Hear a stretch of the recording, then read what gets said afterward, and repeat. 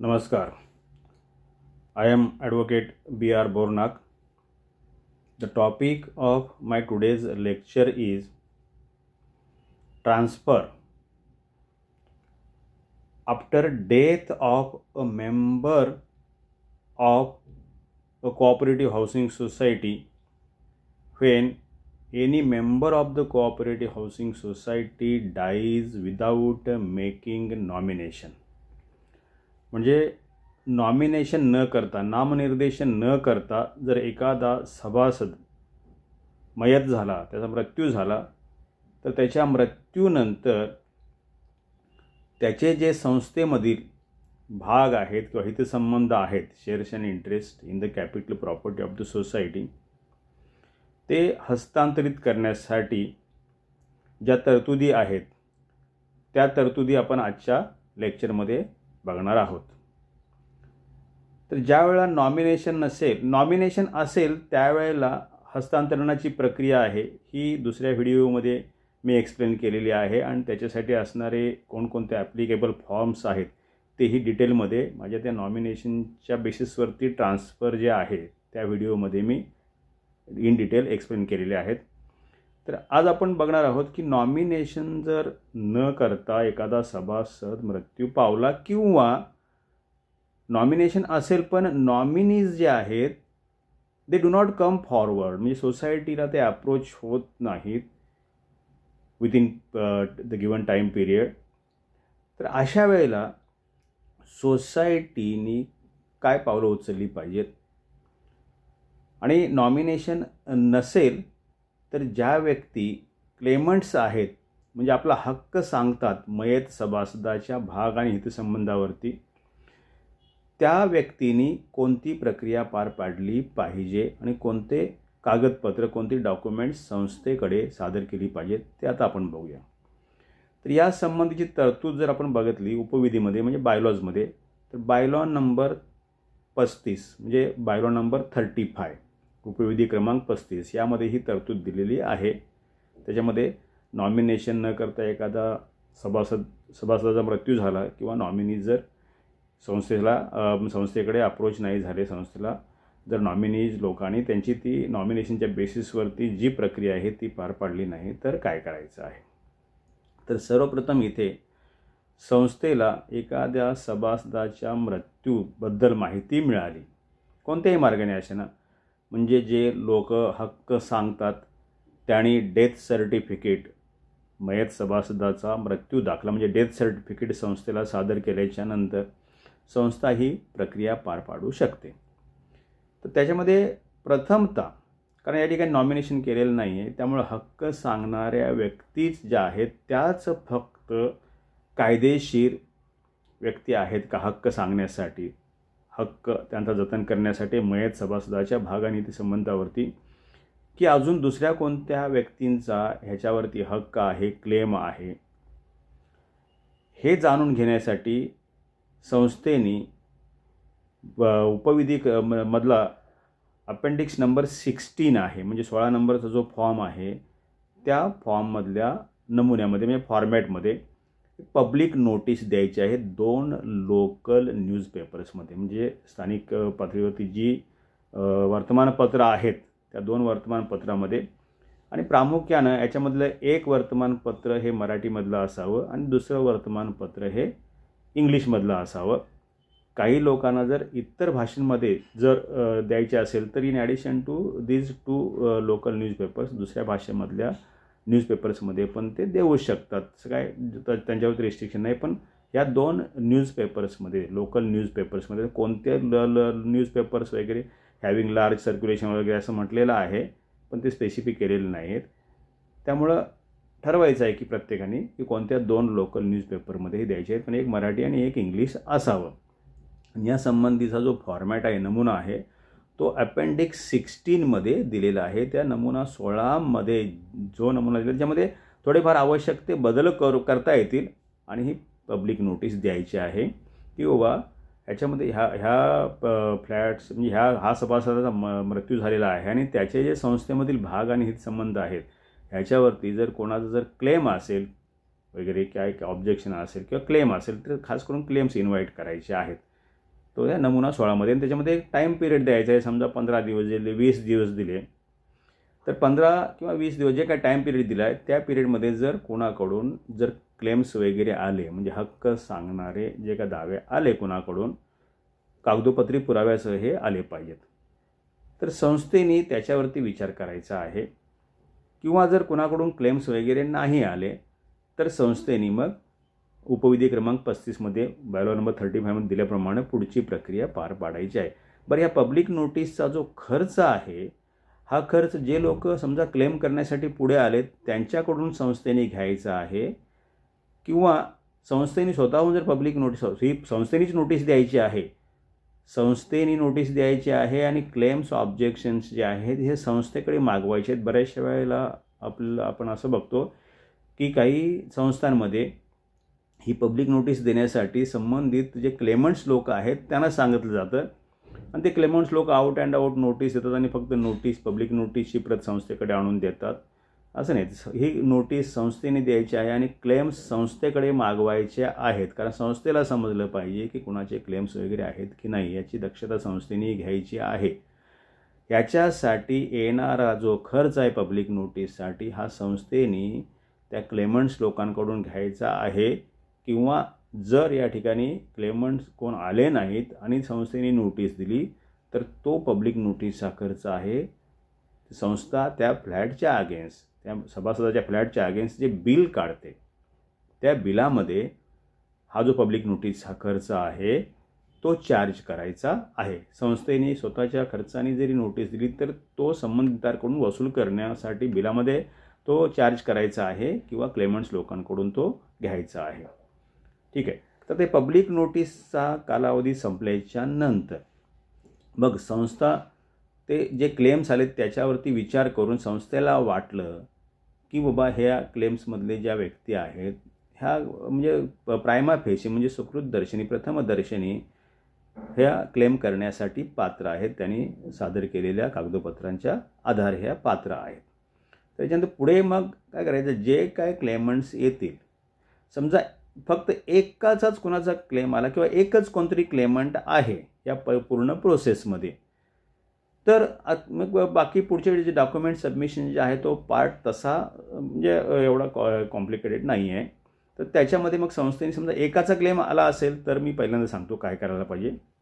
एकाचा जर क्लेम आला तर त्या केसमध्ये संस्थेने त्या क्लेमंटला सांगायचं की आता ॲज पर बायलॉ नंबर 35 तू आता पुढचे डॉक्युमेंट्स सोसायटीला सबमिट कर.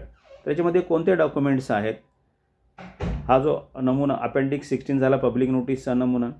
त्याच्यानंतर जो क्लेमंट आहे एकमेव क्लेमंट त्यांनी सोसायटीच्या मेंबरशिपसाठी ॲप्लिकेशन करायचं आहे, त्याचा नमुना जो आहे हा अपेंडिक्स नंबर 17 आहे, म्हणजे नमुना क्रमांक 17 उपविधीमधला. The form of application for membership by heir of deceased member. कारण या ठिकाणी नॉमिनेशन नसल्यामुळं किंवा नॉमिनीज पुढे न आल्यामुळं जी लोक क्लेम करतात किंवा जो व्यक्ती क्लेम करतो त्याला सुकृतदर्शनी, प्रथमदर्शनी संस्था त्याला वारस मानते. लिगल हेअर नाही, म्हणजे हेअर, फक्त लिगल हेअरशिपची प्रक्रिया ती कोर्टाकडून ती सर्टिफाय व्हायला लागते. तर सुकृतदर्शनी, प्रथमदर्शनी त्याला वारस मानून त्याला सांगितलं जाईल की तू मेंबरशिपसाठीचं ॲप्लिकेशन जे आहे हे संस्थेकडे सादर कर. मेंबरशिपसाठीचं ॲप्लिकेशन आहे तो आहे अपेंडिक्स नंबर 17 नमुना क्रमांक 17. आता ह्याच्यासोबत इकडे एक जरी क्लेमंट असेल तर या ठिकाणी एक इंडिम्निटी बॉन्ड मॅन्डेटरी आहे, म्हणजे बंधनकारक आहे. कारण या ठिकाणी नॉमिनेशन न करता किंवा नॉमिनी पुढे न आल्यामुळं संस्था मेंबरशिप देते. त्यामुळं भविष्यामध्ये इन फ्युचर काही व्यक्ती क्लेम्स करू शकतात. त्याच्यासाठी जर असा जर कोणाचा क्लेम आला आणि त्या क्लेममधून जर काही कायदेशीर म्हणजे बाबी उद्भवल्या आणि समजा खटला कोर्टामध्ये वगैरे गेला, लिटिगेशनमध्ये ही मॅटर जर गेली, त्या ठिकाणी लिटिगेशनमध्ये जे कोर्ट कचेरीमध्ये जो संस्थेला खर्च होणार आहे त्या खर्चाची नुकसान भरपाईची जबाबदारी आहे हा जो क्लेमंट आहे, ॲप्लिकंट आहे, जो मेंबरशिपसाठी ॲप्लिकेशन करणार आहे तो भरून देण्याची हमी त्यांनी द्यायची आहे संस्थेकडे. आणि त्याच्यासाठी त्याने एक संस्थेला 500, आताचा जो स्टॅम्प ड्युटीचा आताचा जो दर आहे तो 500 रुपये आहे. 500 रुपयाच्या स्टॅम्प पेपरवरती त्याने एक इंडिमनिटी बॉन्ड संस्थेला सबमिट करायचा आहे. त्याचा नमुना जो आहे उपविधीमध्ये तो नमुना क्रमांक 19 आहे. म्हणजे अपेंडिक्स नंबर 19मध्ये हा इंडिमनिटी बॉन्ड 500 रुपयाच्या स्टॅम्प पेपर त्यांनी द्यायचा आहे. या ठिकाणी क्लेमंट जरी एक असेल तरी हा इंडिमनिटी बॉन्ड मॅन्डेटरी आहे.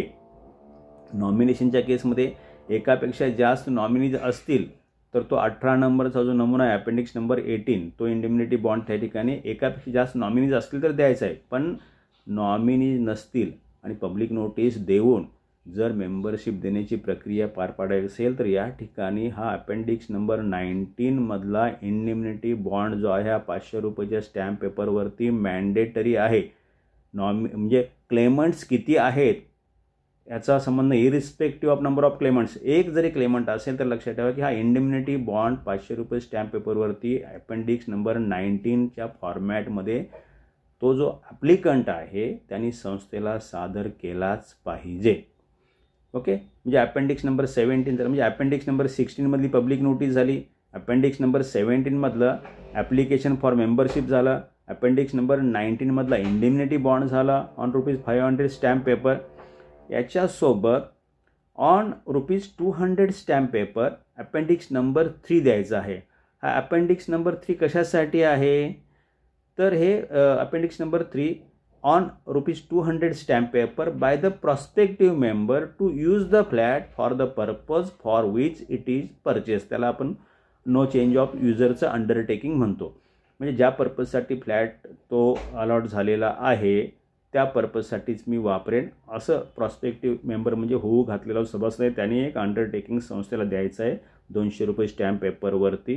हे नवीन मेंबरशिपसाठी सगळ्यांनाच ॲप्लिकेबल आहे. हे अपेंडिक्स नंबर 3 जो आहे तर तो अपेंडिक्स नंबर 3 ₹200 स्टॅम्प पेपर तुम्ही त्याच्याकडून घ्यायचा आहे. आणि समजा जर हा प्रॉस्पेक्टिव्ह मेंबर आहे मी होऊ घातलेला मेंबर हा जर स्वतः इंडिपेंडंट सोर्स ऑफ अर्निंगवाला व्यक्ती नसेल, इंडिपेंडंट सोर्स ऑफ अर्निंगवाला जर व्यक्ती नसेल तर ती व्यक्ती सोसायटीच्या ड्यूज किंवा लॅबिलिटीज पे करण्यासाठी ज्याच्यावरती डिपेंड आहे त्या व्यक्तीकडून हा अंडरटेकिंग घ्यायचा आहे अपेंडिक्स नंबर 4मधला ऑन ₹200 स्टॅम्प पेपर. म्हणजे appendix number 4 if the claimant is a non earning person तो अंडरटेकिंग ऑन ₹200 स्टॅम्प पेपर आहे by the person on whom the prospective non earning member is dependent for discharge of liabilities to the society. म्हणजे बघा या ठिकाणी एखादी व्यक्ती मी आता member म्हणजे एखादी विडो आहे ती मेंबर बनणार असेल त्या ठिकाणी संस्थेची तर ती विडो जर असेल तर तिला जर अर्निंग सोर्स स्वतःचा नसेल तर ती संस्थेच्या ड्यूज लॅबिलिटी पे करण्यासाठी ज्या व्यक्तीवरती डिपेंड आहे त्यांनी तो सबमिट करायचा आहे ₹200 स्टॅम्प पेपरवरती अपेंडिक्स नंबर 4मध्ये. तर या ठिकाणी जी मेंबर बनणारी व्यक्ती आहे ही समजा जर मायनर असेल म्हणजे मेलेली व्यक्तीचा जो एकमेव वारस आहे तो समजा वारस जर मायनर असेल तर मायनरसाठी जो मेंबरशिपचा ॲप्लिकेशन फॉर्म आहे तो अपेंडिक्स नंबर 17 चालणार नाही. अपेंडिक्स नंबर 17 हा मेंबरशिपसाठीचा ॲप्लिकेशन आहे, हा मेजर व्यक्तीसाठी आहे. मायनर व्यक्तीसाठी तो फॉर्म जो आहे तो अपेंडिक्स नंबर 1 आहे. म्हणजे नमुना क्रमांक 1मधला म्हणजे सध्याच्या बायोलॉजीनुसार नमुना क्रमांक 1मधला तो फॉर्म आहे. Application for membership of the society by a nominee or heir who is a minor through his guardian or legal representative. म्हणजे हा फॉर्म मायनरच्या मेंबरशिपसाठी जरी भरायचा असेल तरी त्याच्यावरती सही कोणाची असेल नॅचरल गार्डियन किंवा लिगल रिप्रेझेंटेटिव्हची सही असेल. ठीक आहे. तर एक जर व्यक्ती क्लेमंट असेल तर ही सगळी डॉक्युमेंट्स संस्थेकडे सबमिट करायचे आहेत. ह्याच्यामधला अपेंडिक्स नंबर 4 आणि अपेंडिक्स नंबर 1 जो आहे हा इफ ॲप्लिकेबल आहे म्हणजे जर गरज असेल तर बाकीचे डॉक्युमेंट्स आहेत हे मॅन्डेटरी आहेत. म्हणजे अपेंडिक्स नंबर 16मधली पब्लिक नोटीस जर मेजर ॲप्लिकंट असेल मेजर तर अपेंडिक्स नंबर 17 हा form of application for membership. नंतर पुढे अपेंडिक्स नंबर 19 हा indemnity bond on ₹500 stamp paper. नंतर अपेंडिक्स नंबर 3 हा undertaking on ₹200 stamp paper for no change of user. हे मॅन्डेटरी आहेत. आणि या ठिकाणी जर मायनर असेल तर अपेंडिक्स नंबर 17च्या ऐवजी अपेंडिक्स नंबर 1. आणि जर नॉन अर्निंग पर्सन असेल प्रॉस्पेक्टिव्ह मेंबर तर अपेंडिक्स नंबर 4 म्हणजे ज्या व्यक्तीवरती डिपेंड आहे त्या व्यक्तीकडून घ्यायचा आहे. हा काही ॲप्लिकंट मेंबरने द्यायचा नाही आहे, तो ज्या व्यक्तीवर डिपेंड आहे त्या व्यक्तीने द्यायचा आहे. आणि या सगळ्या डॉक्युमेंटसोबत सोसायटीची एंट्रन्स फी म्हणून त्याने ₹100चा चेक जो आहे हा सोसायटीला सबमिट करायचा आहे. आता हे जे डॉक्युमेंट झाले हे डॉक्युमेंट्स ज्यावेळी सिंगल क्लेमंट असेल त्यावेळेला. आता समजा एकापेक्षा जर जास्त क्लेमंट्स असतील या ठिकाणी मयत सभासदाचे तर त्यावेळेला ॲडिशनल डॉक्युमेंट एक रिक्वायर्ड आहे. तर त्याच्यामध्ये साधारणतः ॲडिशनल डॉक्युमेंट म्हणून जे लागतं हे जे डॉक्युमेंट आहे हे जितके क्लेमंट्स आहेत त्यांचं एक जॉईंट ॲफिडेव्हिट लागतं. म्हणजे समजा 2 क्लेमंट्स असतील तर त्यांचं जॉईंट ॲफिडेव्हिट, 3 असतील 4 असतील की जितके काही क्लेमंट्स आहेत या ठिकाणी पुढे आलेत की आमचा क्लेम आहे म्हणून त्यांच्याकडून एक जॉईंट ॲफिडेव्हिट घ्यायचं आहे. ते जॉईंट ॲफिडेव्हिटमध्ये त्यांनी असं मेन्शन करायचं आहे की आम्ही व इतके लोक जे आहोत ते ह्या मयत सभासदाचे भाग आणि हितसंबंधावरती आमचा हक्क आहे आणि आमचा हक्क आम्ही सांगतो याच्यावरती. आणि आमच्यामध्ये आम्ही असं ठरवलेलं आहे की आमच्यामधली ही जी व्यक्ती आहे, हा जो क्लेमंट आहे तो संस्थेचा रेग्युलर मेंबर होईल, म्हणजे मेन मेंबर होईल. आणि बाकी आमची नावं तुम्ही जी आहेत नंतर अशा 1 नंबरला ह्या मेन व्यक्तीचं नाव लिहा जो 17 नंबरचा फॉर्म भरून मेंबर होईल. आणि मग बाकी पुढची आमची नावं तुमच्या संस्थेच्या रेकॉर्डवरती, मेंबरशिपच्या रेकॉर्डवरती या क्रमाने लिहा. आणि ह्याला काय आमचं ऑब्जेक्शन नाही आहे. आणि पुढे जर काय ह्याला कोणी आमच्यातल्या ऑब्जेक्शन घेतलं का इथं कोणी घेतलं त्याला आम्ही जबाबदार राहू आणि संस्थेला होणाऱ्या नुकसानीस आम्ही त्याची भरपाई करू. अशा प्रकारे हे जॉईंट ॲफिडेव्हिट आहे. सगळ्या क्लेमंट्सनी द्यायचं असतं. जर एकापेक्षा जास्त क्लेमंट्स असतील तर, म्हणजे एकापेक्षा जास्त क्लेमंट्स असतील तर कुठले कुठले डॉक्युमेंट्स येणार बघा. अपेंडिक्स नंबर 16 ही पब्लिक नोटीस आलीच आली. अपेंडिक्स नंबर 17 हा ॲप्लिकेशन फॉर मेंबरशिप म्हणजे जॉईंट ॲफिडेव्हिटमध्ये ज्या व्यक्तीला सगळे बाकी इतर लोक अधिकार देतात मेंबर बनण्यासाठी त्या व्यक्तीने हे appendix number 17 that is application for membership submit करायचं आहे. इंडिमनिटी बॉन्ड आला, जी व्यक्ती मेंबरशिपसाठी अर्ज करते त्या व्यक्तीकडून ₹500 स्टॅम्प पेपरवरती हा इंडिमनिटी बॉन्ड देणं बंधनकारक आहे. जर संस्थेला वाटलं की सगळ्यांनाच याच्यामध्ये बाइंडिंग करून घ्यायचं आहे तर या इंडिमनिटी बॉन्डवरती इंडिमनिटी बॉन्डच्या वर्डिंगमध्ये आवश्यकते बदल करून सर्व लोकांकडून इंडिमनिटी बॉन्ड घेऊ शकते संस्था जर एकापेक्षा जास्त क्लेमंट्स असतील तर. पुढे अपेंडिक्स नंबर 3 जो आहे हा जो मेंबरशिपसाठी अर्ज करणारा व्यक्ती आहे त्याने द्यायचा आहे. अपेंडिक्स नंबर 4 जर जरूरत असेल म्हणजे ही जी व्यक्ती आहे ही जर नॉन अर्निंग असेल तर हा अपेंडिक्स नंबर 4 द्यायचा आहे. आणि या ठिकाणी जर ही सभासदासाठी अर्ज करणं म्हणजे ज्याचे मायनरसाठी असेल तर तो अपेंडिक्स नंबर 1. आणि ॲडिशनल डॉक्युमेंट जे आहे तुम्हाला द्यायचं आहे हे जे आहे हे जॉईंट ॲफिडेव्हिट द्यायचं आहे. सगळ्या ऑल क्लेमंट्स मिळून जॉईंट ॲफिडेव्हिट द्यायचं आहे. आणि एंट्रन्स फीचं जे पेमेंट आहे हे एंट्रन्स फीचं पेमेंट पर हेड ₹100 द्यायचं आहे. मग एकापेक्षा जास्त क्लेमंट्स असतील तर ही सगळी डॉक्युमेंट्स जी आहेत ही जी आहेत ही ॲज पर बायलॉ नंबर 35 जर का नॉमिनेशन न करता एखादा मेंबरचा मृत्यू झाला किंवा नॉमिनीज लोक पुढे नाही आले तर संस्थेने ही प्रक्रिया पार पाडायची आहे आणि ही जी डॉक्युमेंट्स घ्यायची आहेत. आता या प्रोसेसमध्ये लक्षात ठेवा की या प्रोसेसमध्ये म्हणजे जर का ह्यांच्यामध्ये एकमत होत नसेल आणि ते काही जॉईंट ॲफिडेव्हिट वगैरे देत नसतील आणि एकमत होत नसेल यांच्यामध्ये जर का फ्रिक्शन किंवा डिस्प्यूट असेल तर अशा वेळी संस्थेने त्यांना सरळ सांगायचं आहे की बाबा तुमचा क्लेम तुम्ही लोक काय मिळून ठरवत नाही की कारण इकडे आम्ही सोसायटीमध्ये एकाच व्यक्तीला मेन मेंबरशिप देऊ शकतो पण तुम्ही ते जर ठरवू शकत नसाल आणि तुमच्यामध्ये जर वाद असेल तर सरळ तुम्ही कोर्टात जा. कोर्टामार्फत हा तुमचा जो वाद आहे हा मिटवा आणि कोर्टामार्फत जी काय ऑर्डर घेऊन या आणि त्या कोर्टाच्या ऑर्डरमध्ये कोर्ट ज्या प्रकारे आदेश देईल त्या प्रकारे संस्थेच्या रेकॉर्डवरती 1 नंबर 2 नंबर 3 नंबरला आम्ही नावं टाकू. मग संस्थेने हे जे प्रकरण आहे हे होल्डवरती ठेवायचं आहे. जर ह्यांच्यामध्ये एकमत होत नसेल तर हे खास करून कधी एकापेक्षा जास्त क्लेमंट्स असतील तर हा प्रसंग उद्भवू शकतो. सिंगल क्लेमंट असेल एकच असेल तर काय हा प्रश्न उद्भवणार नाही. मग आता जी सांगितलेली डॉक्युमेंट्स घेऊन मग येणाऱ्या मॅनेजिंग कमिटी मीटिंगमध्ये तसा प्रस्ताव जो आहे पारित करून त्या संबंधित ॲप्लिकंट किंवा ॲप्लिकंट्सना कळवायचं आहे की तुमचं सभासदत्व मंजूर झालेलं आहे आणि तुम्ही सभासदत्वाचे म्हणजे जे हक्क आहेत ते या ठिकाणी उपभोगू शकता. अशा प्रकारे ही प्रोसिजर आहे बायलॉ नंबर 35नुसार, ज्या वेळेला नॉमिनेशन नसेल किंवा नॉमिनी लोक पुढे नाही आले तर.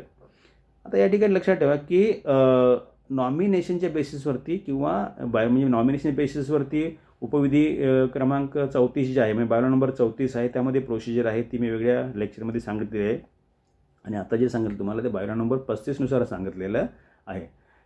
तर याच्यामध्ये जे सांगितलेलं आहे त्यानुसार म्हणजे त्याच्या ते सबमिशन केल्याच्यानंतर ते कंप्लाय केल्याच्यानंतर जी मेंबरशिप संस्था देते ही प्रॉपर्टीच्या ओनरशिपशी त्याचा काही संबंध नाही. ही जी मेंबरशिप आहे संस्थेने फक्त मयत सभासदाचे शेअर्स ट्रान्सफर करण्यासाठी, सोसायटीमधले शेअर्स अँड इंटरेस्ट ट्रान्सफर करण्यासाठीची प्रक्रिया आहे. या प्रक्रियेमध्ये ज्या व्यक्ती मेंबर बनतात त्या व्यक्ती त्या जे प्रॉपर्टी किंवा फ्लॅट असेल त्याच्यावरती एकट्याचा मालकी हक्क गाजवू शकत नाहीत किंवा सांगू शकत नाहीत आणि इतर जोपर्यंत बाकीचे जे लिगल हेअर्स आहेत, कायदेशीर प्रक्रिया पार पाडून, जे आता मी पुढच्या पार्टमध्ये बघणार आहोत, कायदेशीर प्रक्रिया पार पाडून जोपर्यंत ते रेकॉर्डवरती येत नाही तोपर्यंत अशा प्रकारे मेंबरशिप मिळालेली व्यक्ती जी आहे ती तो फ्लॅट जो आहे, हा फ्लॅट किंवा युनिट जो आहे, जो हा एक ट्रस्टी म्हणून सांभाळेल in trust till all legal heirs are brought on record. म्हणजे बाकीचे जे कायदेशीर वारस आहेत ज्यांचा हक्क कायदेशीर आहे, कायदेशीर वारस म्हणून, लिगल हेअर्स म्हणून, हे सगळे लोक जोपर्यंत रेकॉर्डवरती येत नाहीत तोपर्यंत ही जी व्यक्ती मेंबर बनलेली आहे ती व्यक्ती ट्रस्टमध्ये तो फ्लॅट होल्ड करेल. ती कोणत्याही प्रकारचा थर्ड पार्टी इंटरेस्ट क्रिएट करणार नाही किंवा विकण्याचा अधिकार नाही, त्याच्यावरती कर्ज घेण्याचा अधिकार नाही किंवा इतर कोणत्याही मार्गाने कुठल्या थर्ड पार्टीचा त्याच्यावरती इंटरेस्ट क्रिएट त्या मेंबरला करता येणार नाही. तर हा झाला पार्ट जो आहे नॉमिनेशन नसेल तर या ठिकाणी कोणत्या प्रकारे कशा प्रकारे मेंबरशिप द्यायची आहे ॲज पर बायलॉ नंबर 35. आता आपला पुढचा जो पार्ट आहे या लेक्चरचा त्याच्यामध्ये हा जो ट्रान्समिशन म्हणजे मयत सभासदाचे शेअर्स आणि इंटरेस्ट ट्रान्सफर करण्याची जी प्रक्रिया आहे त्याला ट्रान्समिशन म्हणतात. And it takes place by operation of law, म्हणजे कायदेशीर तरतुदीनुसार ती प्रक्रिया होत असते. आता मी एका वेगळ्या लेक्चरमध्ये बघितले नॉमिनेशन असेल तर कोणती प्रक्रिया पार पाडायची. आता तुम्हाला सांगितलं नॉमिनेशन नसेल किंवा नॉमिनीज पुढे नाही आले तर कोणती प्रक्रिया, हे उपविधीनुसार झालं. म्हणजे उपविधीनुसार म्हणजे उपविधी क्रमांक 34 म्हणजे नंबर 34 जो आहे तो नॉमिनेशन असेल तर कोणती प्रक्रिया पार पाडायची. उपविधी क्रमांक 35 म्हणजे बायलॉ नंबर 35 जो आहे नॉमिनेशन नसेल किंवा नॉमिनीज पुढे नाही आले तर कोणती प्रक्रिया पार पाडायची. तर आता आपल्याकडे आपला जो महाराष्ट्र कोऑपरेटिव्ह सोसायटीज ॲक्ट 1960 जो आहे हा कायदा, ह्या कायद्यामध्ये नवीन 2019ला काही बदल झालेले आहेत. त्या बदलानुसार नवीन हाऊसिंग सोसायट्यांसाठी काही नवीन तरतुदी केल्या आहेत. त्याच्यामध्ये सेक्शन 154B नावाचा एक वेगळा सेक्शन टाकलेला आहे आणि त्याच्यामध्ये वेगळं एक प्रकरण इंट्रोड्यूस केलेलं आहे नवीन आपल्या महाराष्ट्र कोऑपरेटिव्ह सोसायटी ॲक्ट 1960मध्ये. तर या सेक्शन 154B खाली त्याच्यामध्ये सेक्शन 154B13 म्हणजे सेक्शन 154B13 154B13 नावाचा जो सेक्शन आहे त्याच्यामध्ये तरतूद केली आहे की transfer of interest on death of a member, म्हणजे मेंबरच्या मृत्यूनंतर त्याचे सोसायटीमधले शेअर्सचे इंटरेस्ट कसे काय ट्रान्सफर होतात. त्याच्यामध्ये असं म्हटलं आहे की on the death of a member of a society the society shall transfer share right title and interest. म्हणजे या ठिकाणी टायटलचा पण प्रश्न आला, म्हणजे टायटल ही ट्रान्सफर सोसायटीच्या रेकॉर्डवरती केलं जाईल. म्हणजे शेअर्स राईट, हे शेअर्स राईट याचा अर्थ हा मेंबरशिप आला. पण टायटल ज्यावेळी म्हटले त्यावेळी ते ओनरशिपशी संबंध करतं. म्हणजे सोसायटीच्या रेकॉर्डमध्ये म्हणजे शेअर्स राईट आणि टायटल अँड इंटरेस्ट म्हणजे मालकी हक्कासह सगळे शेअर्स आणि राईट आणि इंटरेस्ट जे आहे हे ट्रान्सफर करेल in the property of the deceased member in the society. आता हे कुणाकुणाला करू शकते सोसायटी, त्याच्यामध्ये सोसायटीला ऑप्शन्स दिले आहेत. म्हणजे या ठिकाणी मालकी हक्क जर सोसायटीला ट्रान्सफर करायचा असेल, फक्त मेंबरशिप नव्हे, मेंबरशिपसोबत मालकी हक्क किंवा मालकी हक्कासोबत मेंबरशिप म्हणजे तो जर म्हणजे सोसायटीच्या दप्तरी त्याची जर नोंदणी करायची असेल, म्हणजे एंट्री करायची असेल, तर त्या सोसायटीसाठी कोणत्या डॉक्युमेंटचा आधार घेऊ शकते सोसायटी. त्यामध्ये पहिला जो ऑप्शन दिला आहे तो आहे on the basis of testamentary documents. म्हणजे मालकी हक्कासह सभासदत्व जर कोणाला पाहिजे असेल, जे आता आपण बघितलं की बायलॉ नंबर 34 किंवा 35नुसार जे ट्रान्सफर होतं ते एक टाईम बिंग ट्रान्सफर आहे आणि त्या ठिकाणी मालकी हक्काचं हस्तांतरण होत नाही. आणि जोपर्यंत हे मालकी हक्काचं हस्तांतरण होत नाही तोपर्यंत ते जे मेंबर्स आहेत किंवा मेंबर आहेत ते ट्रस्टमध्ये फ्लॅट होल्ड करतील. ते थर्ड पार्टी इंटरेस्ट क्रिएट करू शकत नाहीत, ते विकू शकत नाहीत, लोनही घेऊ शकत नाहीत. आणि या सेक्शन 154B13 नुसार 154B13 नुसार या ठिकाणी अशा प्रकारे जी म्हणजे नॉमिनेशनच्या बेसिसवरती बायलॉ नंबर 34ची प्रक्रिया पार पाडून किंवा हेअरशिप बेसिसवरती बायलॉ नंबर 35ची प्रक्रिया पार पाडून जी व्यक्ती मेंबर बनते त्या व्यक्तींचा स्टेटस जो आहे हा प्रोव्हिजनल मेंबर असा स्टेटस असेल, असं क्लिअर कट हे जे नवीन नवीन प्रोव्हिजन केली 154B13 154B13 असं म्हटलेलं आहे की त्यांना फक्त प्रोव्हिजनल मेंबरशिप मिळेल. मग त्यांना फुलफ्लेज मेंबरशिप पाहिजे असेल तर ओनरशिपसह ट्रान्सफर झाली पाहिजे. म्हणजे प्रोव्हिजनल हा वर्ड त्यांच्या म्हणजे जो सफिक्स आहे प्रिफिक्स आहे तिथून तो निघून जाईल. प्रोव्हिजनल वर्ड जो आहे हा प्रोव्हिजनल वर्ड त्या ठिकाणी वापरला जाणार नाही किंवा त्यांचा स्टेटस प्रोव्हिजनल मेंबरचा राहणार नाही. ज्या वेळेला त्यांना मेंबरशिप ही मालकी हक्कासह मिळेल त्यासाठी कोणकोणते डॉक्युमेंट्स सोसायटीला सबमिट केले पाहिजेत. त्याच्यामध्ये पहिला जो ऑप्शन आहे that is on the basis of testamentary documents. तर हे टेस्टामेंटरी डॉक्युमेंट्स म्हणजे काय की ज्यावेळेला खास करून एखादा सभासद म्हणजे जो ओनर आहे फ्लॅटचा तो मृत्यूपत्र करून वारतो, म्हणजे विल ज्याचं असतं, मृत्यूपत्र इच्छापत्र ज्याला असं म्हणतो, आणि ते मृत्यूपत्र रजिस्टर्ड आहे किंवा काय म्हणजे ते, आणि त्याच्यानंतर रजिस्टर्ड असेल तर अतिशय चांगलं आहे. आणि त्याला कोर्टाकडून कॉम्पिटंट कोर्टाकडून प्रोबेट म्हणजे ते मृत्यूपत्राचे म्हणजे सत्यता पडताळणारं सर्टिफाय करणारं जे सर्टिफिकेशन असतं कोर्टाकडून ते त्याला प्रोबेट म्हणतो आपण. तर प्रोबेट केलेलं विल हे खास करून ह्या टेस्टामेंटरी डॉक्युमेंटमध्ये येतं.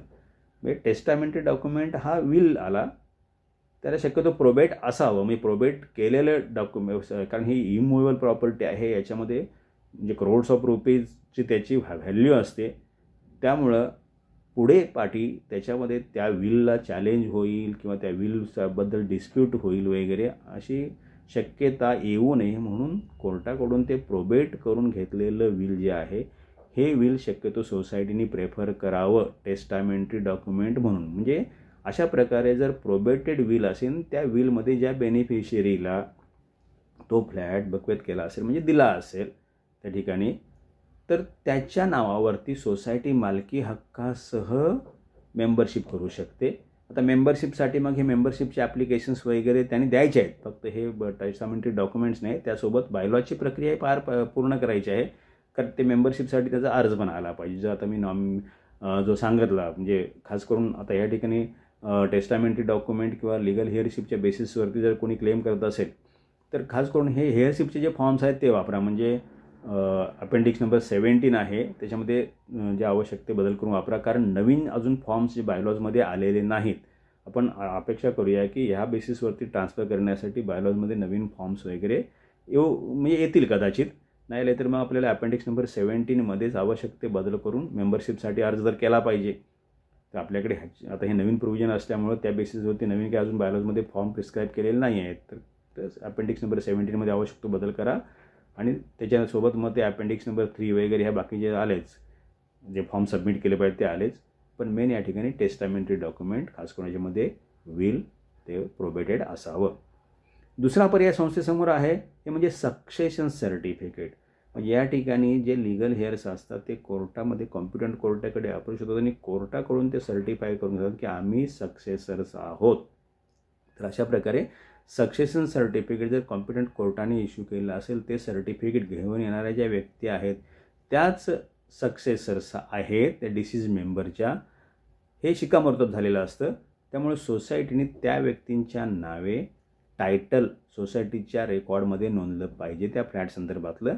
आणि त्याच्यामध्ये समजा सक्सेशन सर्टिफिकेटमध्ये पुन्हा सांगतो की पुन्हा एकापेक्षा जास्त व्यक्तींच्या नावाने सक्सेशन सर्टिफिकेट इश्यू झालं असेल कोर्टाकडून, किंवा या 2 व्यक्ती 3 व्यक्ती किंवा 4 व्यक्ती ह्याच्या मयत जो सभासद आहे किंवा फ्लॅट ओनर आहे त्याच्या प्रॉपर्टीवरती हक्क सांगण्यासाठी कायदेशीर वारस आहेत, कायदेशीर सक्सेसर्स आहेत, असं जर कोर्टाने सर्टिफाय केलं असेल, मग पुन्हा या सगळ्या लोकांना सांगायचं की अरे बा तुम्ही आता तुमच्यामध्ये ठरवा आणि जॉईंट ॲफिडेव्हिट द्या.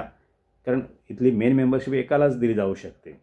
त्यामुळे जॉईंट ॲफिडेव्हिट त्यांच्याकडून घेऊन त्याच्यामध्ये ज्या व्यक्तीला ते मेन मेंबरशिपसाठी प्रेफरन्स असतात त्या व्यक्तीच्या नावाने मेन मेंबरशिपचा अर्ज घ्यायचा आणि बाकीच्या लोकांना जे आहेत मग जॉईंट ओनर्स म्हणून त्या ठिकाणी सोसायटीच्या रेकॉर्डवरती आणायचं.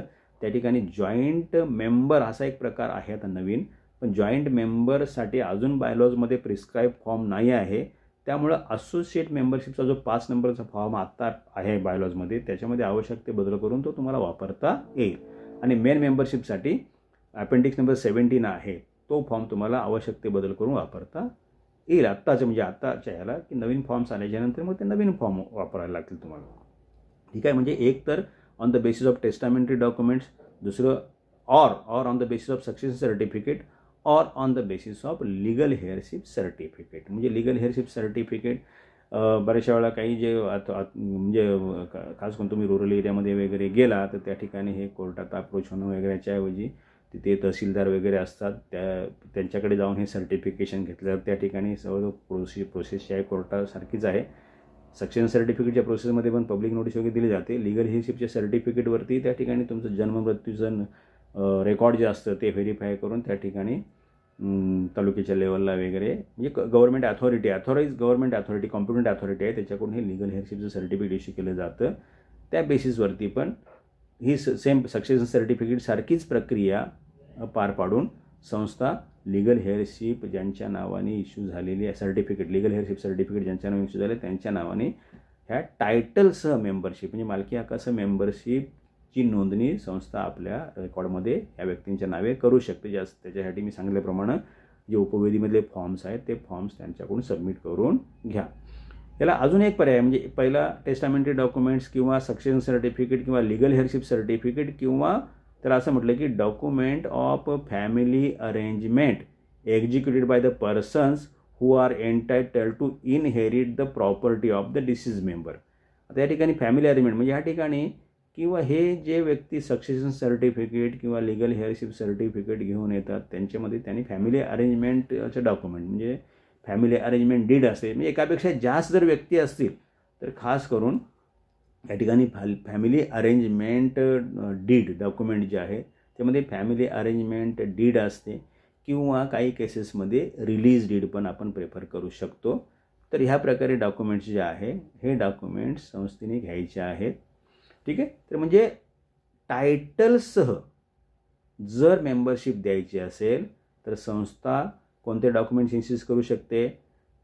Testamentary document that is probated will or succession certificate or legal heirship certificate or document of family arrangement executed by the persons who are entitled to inherit the property of the deceased member. याच्यामध्ये तुम्हाला basis जो आहे succession certificate किंवा legal heirship सर्टिफिकेटच घ्यायला लागेल. कारण का इथे लोक जी क्लेम करतात तीच लिगल हेअर्स आहेत का हे पहिलं सर्टिफाय व्हायला लागेल.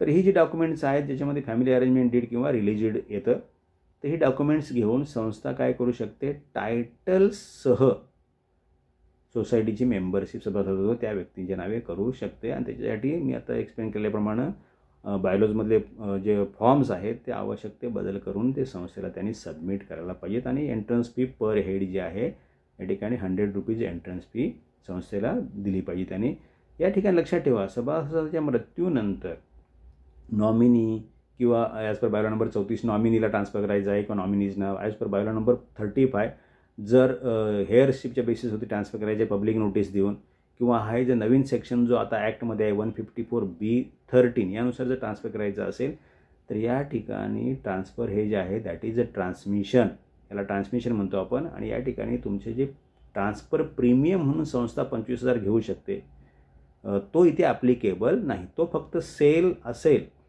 फॉर कन्सिडरेशन ट्रान्सफर होत असेल तर आणि आपला मेंबर आपल्या हयातीमध्ये आपले सगळे टायटल इंटरेस्ट शेअर्स वगैरे ट्रान्सफर करत असेल, खास करून सेलच्या पोर्शनमध्ये किंवा कुठले ट्रान्सफर होत असेल, ट्रान्सफर डीडच्या किंवा सेल डीडच्या ॲग्रीमेंट फॉर सेलच्या माध्यमातून फॉर कन्सिडरेशन, त्याच वेळेला संस्था तो प्रीमियम घेऊ शकते. म्हणजे 25,000चं जे काही लिमिट सरकारने टाकलेलं आहे, ते जो ट्रान्सफर प्रीमियम आपण त्याला म्हणतो, तर तो प्रीमियम घेऊ शकते.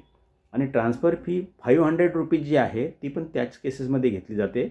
या केसेस ज्या आहेत, सभासदाच्या मृत्यूनंतर फक्त 100 रुपये एंट्रन्स फी घेण्याची तरतूद बायलॉजमध्ये आहे.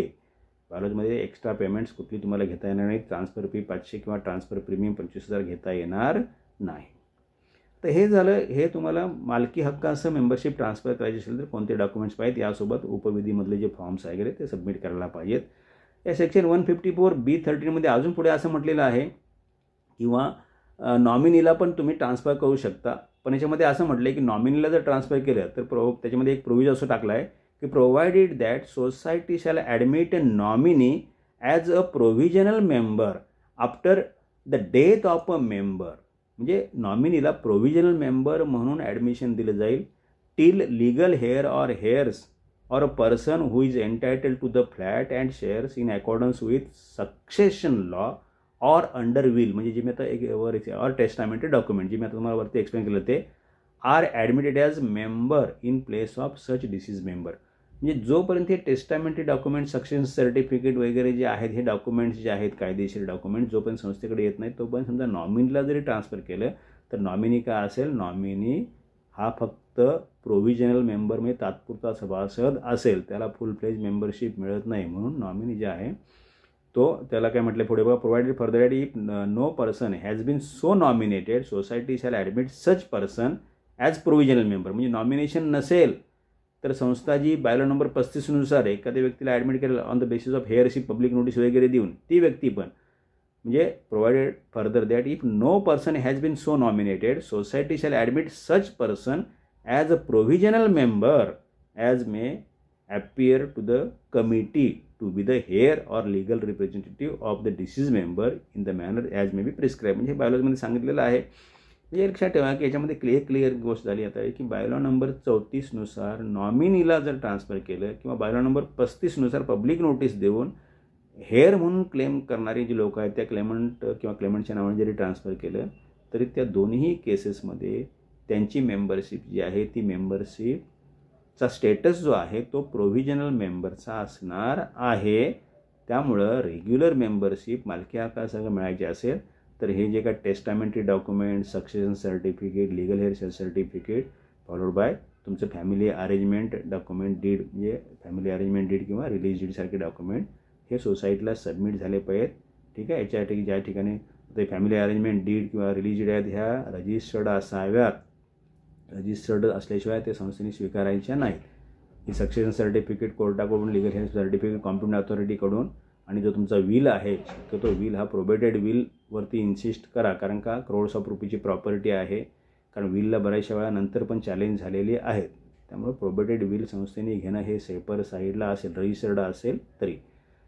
तर हे झाले आजच्या आपल्या लेक्चरचे सगळे एक्सप्लेनेशन. म्हणजे काय प्रोव्हिजन्स ज्या आहेत त्या, म्हणजे याच्यामध्ये आज आपण काय बघितलं की नॉमिनेशन नसेल किंवा नॉमिनी जर अप्रोच नाही झालं सोसायटीला तर सोसायटीने जी मेंबरशिप द्यायची आहे on the basis of bylaw number 35 त्याच्या प्रोव्हिजन्स काय आहेत आणि त्याच्यासाठी लागणारे डॉक्युमेंट्स कुठले आहेत, आणि नवीन जे तरतुदी झालेत महाराष्ट्र कोऑपरेटिव्ह सोसायटी ॲक्ट 1960 त्या सेक्शन 154B13 त्यानुसार सभासदाच्या मृत्यूनंतर सभासदाचे संस्थेमधले मालकी हक्कासह हितसंबंध म्हणजे मेंबरशिप, शेअर्स, इंटरेस्ट वगैरे हे ट्रान्सफर करण्यासाठी कोणत्या डॉक्युमेंट्सचा बेस संस्थेने घ्यायचा आहे.